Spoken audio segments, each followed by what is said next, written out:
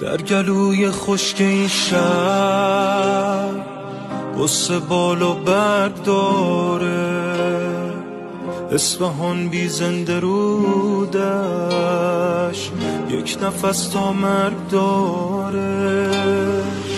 پیکر بی جون این شهر قطره قطره آب میشه، اصفهان در غربت خود ذره ذره خواب میشه. خاطرات شهر گم شد، 40 ستون دلتنگ تر شد،